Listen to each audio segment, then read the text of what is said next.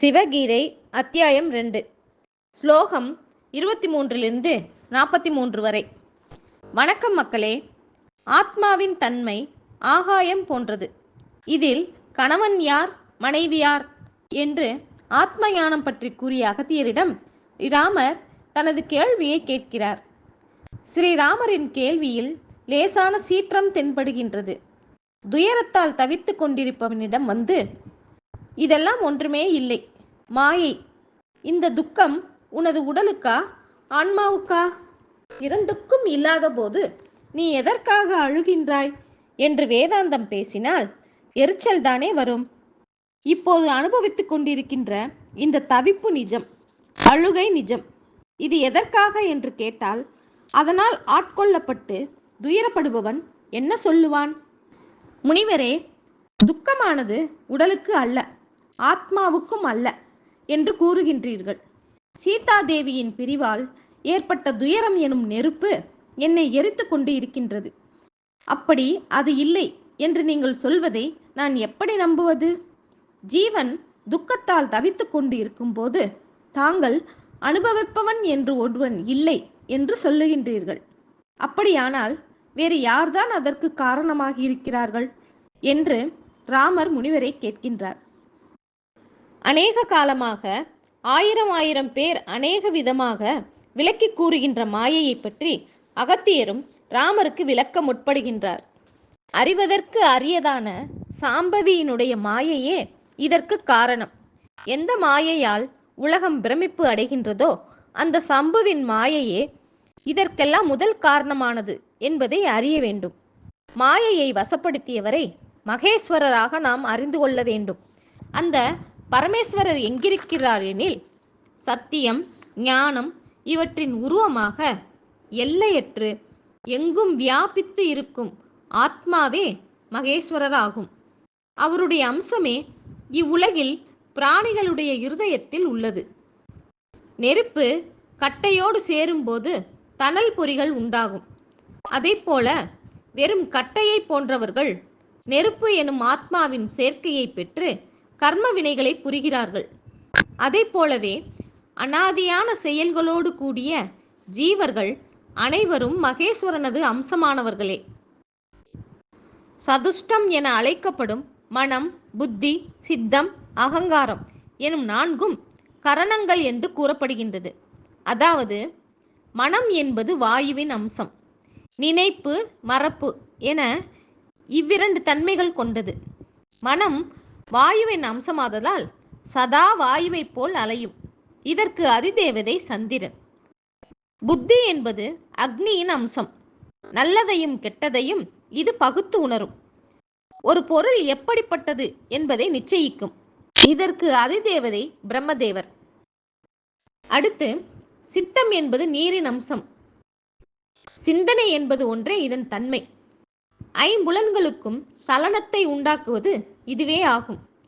இதற்கு அதிதேவதை விஷ்ணு. அகங்காரம் இது பிருத்வி எனும் மண்ணின் அம்சம். நமது இந்த ஜடமாகிய உடலையே நான் என்று எண்ணிக்கொள்ளும். நான் எனது என்கிற குணங்களோடு நல்லது கெட்டது என ஆராயாமல் நல்வினையோ தீவினையோ இவற்றில் ஏதோ ஒன்றை செய்து கொண்டே இருக்கும். இதற்கு அதிதேவதை ருத்ரன் ஆவார். ஜீவாத்மாவானது இந்த 4 பிரதிபலிப்பாக விளங்குவதால் மனம் போனபடியும் சில நேரங்களில் புத்தியோடு சேர்ந்து நல்லது கெட்டது தெரிந்தும் பல தருணங்களில் சித்தத்தின் வாயிலாக ஐம்புலன்களால் பல தவறுகளை செய்தும் நான் என்கிற அகந்தையோடும் பல காரியங்களை செய்கின்றது. இதனால் பாவம், புண்ணியம் என்பவை ஏற்படுகின்றன. அந்த பாவ புண்ணியங்களின் பலனை சுகமாகவும் துக்கமாகவும் அனுபவிக்கின்றது. அதை அனுபவிப்பதற்கான இடம்தான் சரீரம் என்பது. இந்த சரீரமும் ஒரே வகையானது அல்ல. ஸ்தாவரம், ஜங்கமம் என்று இரு பிரிவாக பார்த்தால் இதற்குள் தான் பல பிரிவுகளும் அடங்கும். ஸ்தாவரம் என்பது மரம், செடி, கொடி வகைகள் ஆகும். ஜங்கமம் என்பது முட்டையிலிருந்து தோன்றுவனவும் புழுக்கத்திலிருந்து தோன்றுவனவும் கருப்பையிலிருந்து தோன்றுவனவும் ஜங்கமமாகும். பறவை பாம்பு முதலானவை முட்டையிலிருந்து தோன்றுவன. வியர்வையிலிருந்து தோன்றுவன கொசு முதலானவை. மனிதன், பசு முதலானவை கருப்பையிலிருந்து தோன்றும் உயிர்கள். நல்வினை பயன் கொண்ட ஆத்மாக்கள் ஜங்கம ஜாதியில் பிறக்கின்றன. தீவினை பயன் கொண்ட ஆத்மாக்கள் ஸ்தாவர ஜாதியில் பிறக்கின்றன. ஜீவாத்மாதான் தான் சுகமாய் இருக்கிறேன் என்றும் துயரப்படுகின்றேன் என்றும் நினைக்கின்றான். ஜீவன் பரஞ்சோதியாக ஆகக்கூடிய தன்மையில் இருந்தாலும், பவித்திரமாக பாவமற்றதாக இருந்தாலும் சிவபெருமானின் மாயையால் மயங்குகிறான். இது ஈஸ்வர மாயை. மாயைக்கு உட்படாதவர்கள் யாரும் கிடையாது. இந்த மாயை ஒருவனை எப்படி ஆட்டி படைக்கின்றது? இந்த ஜீவனோடு சம்பந்தப்பட்டதாக உள்ளது அகங்காரம் என்பது. ஆனால் காமம், குரோதம், லோபம், மதம், மாச்சரியம், மோகம் என்கிற ஆறும் இந்த அகங்காரத்தில் தான் அடங்கியுள்ளது. இந்த ஆறும் தான் ஜீவனுடைய பிரதான எதிரிகள். கூடவே இருப்பது உள்ளுக்குள்ளே இருக்கும் எதிரிகள். ஜீவன் கனவு, விழிப்பு என்கிற 2 நிலைகளுக்கு கட்டுப்படுகின்றான். ஜீவனுக்கு தூக்கத்தின் போது இந்த 2மே இல்லாத நிலையில் ஆனந்தத்தை அடைகிறான். இந்த ஜீவனே மாயையால் சுகம், துக்கம் இவற்றுக்கு காரணமாகிறான். ஆதலால் ராமா, நீர் துக்கத்திலிருந்து விடுபடுவீராக. ஏன் வீணாக பரிதவிக்கிறீர் என்று அகத்தியர் கூறினார். மனதை பெரும் துயரம் பாதித்து கொண்டிருக்கும் போது அகத்தியர் சொன்ன எதுவும் தன் துயரத்தை தீர்த்து விடவில்லை என்பதை அவரிடமே கூறுகின்றார் ராமர்.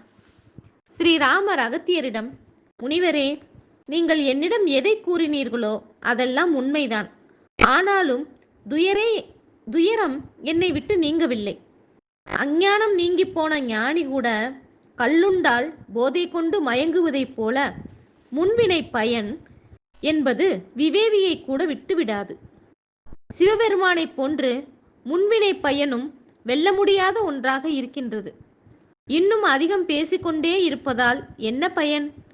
என்னிடம் உள்ள நான், எனது என்கிற அகங்காரம் இரவும் பகலும் என்னை பாதிக்கின்றது. தாங்க முடியாத துயரம் வந்தால் ஜீவன் உடலினை விட்டு போகத்தானே செய்யும். எனவே நான் உயிரோடு இருப்பதற்கு வழி இருந்தால் சொல்லுங்கள் என்று வேண்டுகிறார் ராமர். ஓகே மக்களே, இத்துடன் சிவகீதை 2வது அத்தியாயம் நிறைவு பெறுகின்றது. மீண்டும் அத்தியாயம் 3உடன் அடுத்த காணொளியில் சந்திப்போம். நன்றி, வணக்கம்.